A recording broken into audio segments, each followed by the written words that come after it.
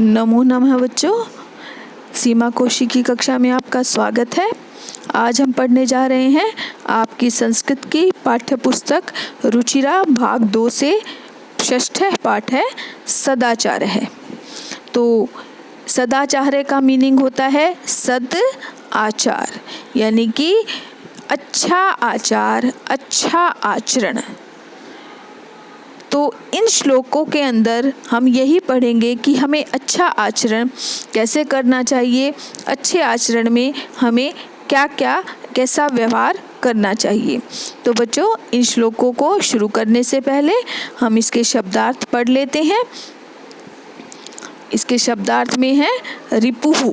रिपुहु मतलब शत्रु, उद्यम है, परिश्रम, शरीरस्थः शरीर में स्थित, अवसीदति दोखी होता है, श्वः आने वाला, कल, कुर्वीत करना चाहिए, पूर्वाह्ने दोपहर से पहले, अपराह्निकम दोपहर के बाद करने योग्य कार्य, अनृतम झूठ, सनातनः सदा से चला आ रहा हो, स्यात् हो, औदार्यम उदारता, ऋजुता सरलता, मृदुता कोमलता, कौटिल्यम कुटिलता या टेढ़ापन, सेवेत सेवा करनी चाहिए, परिवर्जयेत बचना चाहिए, वाचा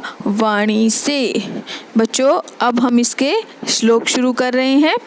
आपको शब्दार्थ पढ़ने के बाद श्लोक वैसे ही अच्छी प्रकार से समझ आ जाएंगे, शब्दों के अर्थ। तो शुरू करते हैं हम अपना पहला श्लोक। आलस्य ही मनुष्याणाम शरीरस्थो महारिपुः ना अस्ति उद्यम समो बंधु कृत्वा य नवसीदति। आलस्यम मतलब कि इसका हम अन्वय करते हैं। पहले सबसे पहले आएगा आलस्य ही मनुष्याणाम शरीरस्थ है महान रिपुः। तो ये तो पहली लाइन है, वो वैसी की वैसी ही रहेगी अन्वय में। उसके बाद दूसरी लाइन में हम देखते हैं, इसमें ना अस्ति उद्यम समो, ये संधि कर दी गई है 3-4 शब्दों की। तो इसमें कैसे होगा, उद्यम समय, फिर है बंधु न अस्ति, यम कृत्वा न अवसीदति। नावसीदति मतलब न और अवसीदति की संधि की गई है, तो न अवसीदति। तो इसमें हम हर एक शब्द का अर्थ समझेंगे। पहले आलस्य मतलब आलस्य, ही मनुष्याणाम निश्चय ही मनुष्य के, शरीरस्थ है शरीर में स्थित, महान रिपु महान शत्रु, उद्यम समय बंधु न अस्ति। उद्यम समय यानी कि परिश्रम के समान, बंधु या मित्र, न अस्ति नहीं है, यम कृत्वा जिसे करके मतलब कि परिश्रम करके, न अवसीदति न नहीं होता, अवसीदति कभी भी दुखी। यानी कि आलस्य ही मनुष्याणाम शरीरस्थ है महारिपु। आलस्य निश्चय ही मनुष्य के शरीर में रहने वाला महान शत्रु है। उद्यम समय बंधु न अस्ति, परिश्रम के समान कोई बंधु या मित्र नहीं है। यम कृत्वा न अवसीदति, जिसे करके यानी कि मेहनत करके मनुष्य कभी दुखी नहीं होता। यानी कि इसमें भाव क्या है कि भाव ये है कि मेहनती व्यक्ति जो होता है वो मेहनत से सब कुछ प्राप्त कर सकता है और वह दूसरों पर निर्भर नहीं रहता। किंतु जो आलसी मनुष्य होते हैं उन्हें कभी भी जीवन में आगे बढ़ने की प्रेरणा नहीं मिलती, वो जीवन में आगे बढ़ना ही नहीं चाहते। ऐसे मनुष्य जो का आलस बहुत बड़ा शत्रु होता है, क्योंकि आलसी मनुष्य कभी भी अपना काम नहीं करता। तो आपको ये समझ आ गया होगा बच्चों। और इसमें क्या बताया गया है, जो परिश्रम का महत्व है उसका वर्णन किया गया है। अब हम अपना दूसरा श्लोक पढ़ते हैं। श्वः कार्यम अद्य कुर्वीत पूर्वाह्ने च अपराह्निकं न हि प्रतीक्षते मृत्युः कृतमस्य न वा कृतम्। तो ये जो श्लोक है इसमें क्या बताया गया है कि जो कार्य होता है हमें समय से पहले करने की प्रेरणा दी गई है, यानी कि समय से हमें अपने कार्य पूरे कर लेने चाहिए। तो पहले इसका अन्वय देख लेते हैं। श्वः कार्यम अद्य च अपराह्निकं पूर्वाह्ने कुर्वीत अस्य कृतं वा न कृतं मृत्यु न हि प्रतीक्षते। श्वः, श्वः का अर्थ होता है कल, कल का। कार्यम मतलब कार्य, अद्य मतलब आज, ठीक है, आज ही मतलब करना चाहिए। च और अपराह्निकम दोपहर के बाद का कार्य। पूर्वाह्ने कुर्वीत, पूर्वाह्ने मतलब दोपहर से पहले, कुर्वीत करना चाहिए। अस्य, अस्य मतलब इसका यह, कृतम वा न कृतम कार्य हुआ कि नहीं, इसका यह कार्य हुआ कि नहीं। मृत्यु न ही प्रतीक्षते, मृत्यु प्रतीक्षा नहीं करती, यानी कि श्वः कार्यम अद्य च अपराह्निकं पूर्वाह्ने कुर्वीत। कल का कार्य आज और दोपहर के बाद का कार्य दोपहर से पहले करना चाहिए। इसका यह कार्य हुआ कि नहीं, यानी कि अस्य कृतं वा न कृतं, इसका यह कार्य हुआ कि नहीं। मृत्यु न ही प्रतीक्षते, मृत्यु इस चीज की प्रतीक्षा नहीं करती। भावार्थ, भाव यह है कि हमें सभी कार्य समय से पहले ही कर लेने चाहिए, उसे कल पर नहीं छोड़ना चाहिए, क्योंकि मृत्यु हमारे कार्य के पूरा होने की प्रतीक्षा नहीं करती। तो बच्चों ये श्लोक अच्छे से आपको समझ आ गया होगा। तीसरा श्लोक, सत्यम ब्रूयात प्रियम ब्रूयात न ब्रूयात सत्यम प्रियम प्रियम च न अनृतम ब्रूयात एष धर्म सनातनः। तो इसमें श्लोक में क्या बताया गया है कि हमें सच कैसा बोलना चाहिए और हमें झूठ कभी भी नहीं बोलना चाहिए। तो इसका अन्वय कर लेते हैं पहले। प्रियम सत्यम ब्रूयात अप्रियम सत्यम न ब्रूयात प्रियम अनृतम च न ब्रूयात एषः सनातने धर्मे अस्ति। प्रियम यानी कि प्रिय, सत्यम यानी कि सच या सत्य, ब्रूयात बोलना चाहिए। अप्रियम अप्रिय लगने वाला, सत्यम सत्य, न ब्रूयात नहीं बोलना चाहिए। और प्रिय अनृतम च मतलब और, प्रिय अनृतम प्रिय लगने वाला, झूठ अनृतम झूठ, न ब्रूयात नहीं बोलना चाहिए। एष है यह, सनातन है सनातन या इसको जिसका अर्थ होता है शाश्वत हमेशा रहने वाला, धर्म है धर्म अस्ति है। तो बच्चों इसकी हम व्याख्या अच्छे से कर लेते हैं। अब प्रिय सत्यम ब्रूयात, प्रिय सत्य बोलना चाहिए। अप्रियम सत्यम न ब्रूयात, अप्रिय लगने वाला सत्य नहीं बोलना चाहिए। प्रियम अनृतम च न ब्रूयात, और प्रिय लगने वाला झूठ भी नहीं बोलना चाहिए।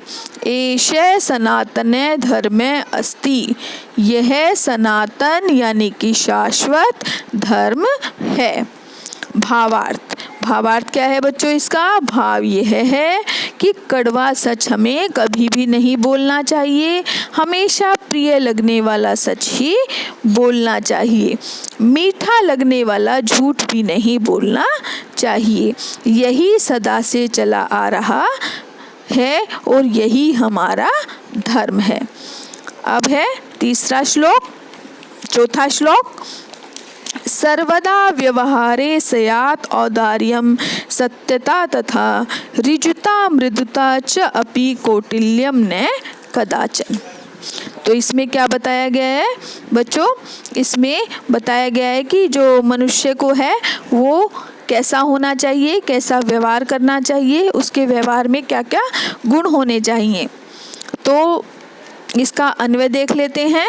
व्यवहारे सदा औदार्यम तथा सत्यता ऋजुता मृदुता च अपि स्यात् कदाचन च अपि कौटिल्यम न स्यात्। यानी कि व्यवहारे का अर्थ होता है व्यवहार में, सदा हमेशा, औदार्यम उदारता, तथा और सत्यता सच्चाई, ऋजुता सरलता, मृदुता कोमलता या नम्रता, च का मीनिंग होता है और, अपि भी, स्यात् होनी चाहिए, कदाचन कभी भी, च अपि और भी, कौटिल्यम टेढ़ापन जिसको हम बोलते हैं कुटिलता, न स्यात् नहीं होनी चाहिए। यानी कि व्यवहारे सदा औदार्यम तथा सत्यता ऋजुता मृदुता च अपि स्यात्। यानी कि व्यवहार में, किसके व्यवहार में? मनुष्य के। तो मनुष्य के व्यवहार में सदा उदारता, सच्चाई, सरलता और कोमलता यानी कि नम्रता होनी चाहिए। कदाचन च अपि कौटिल्यम न स्यात्, परंतु कभी भी कुटिलता नहीं होनी चाहिए। तो इसका क्या भाव है?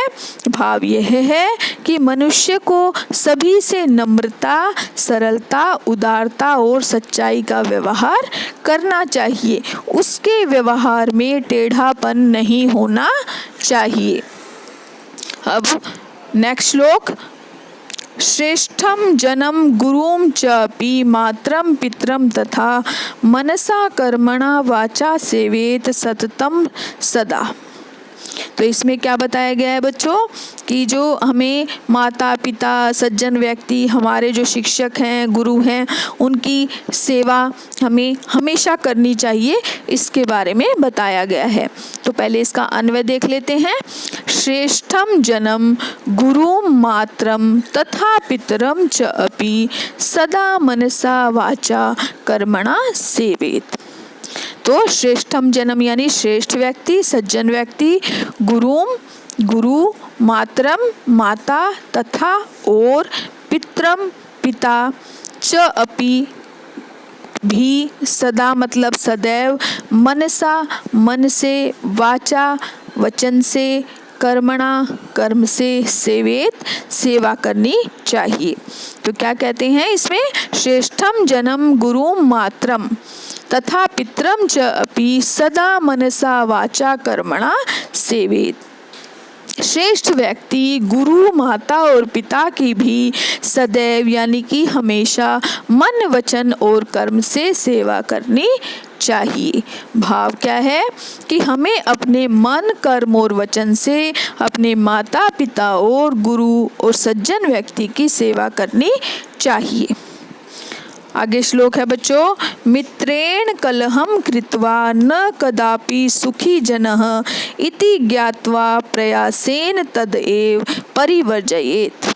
तो इसमें क्या बताया गया है कि हमें मित्र से झगड़ा नहीं करना चाहिए, क्योंकि जो झगड़ा करता है वो हमेशा दुखी रहता है। मित्र से झगड़ा करने वाला मनुष्य दुखी रहता है।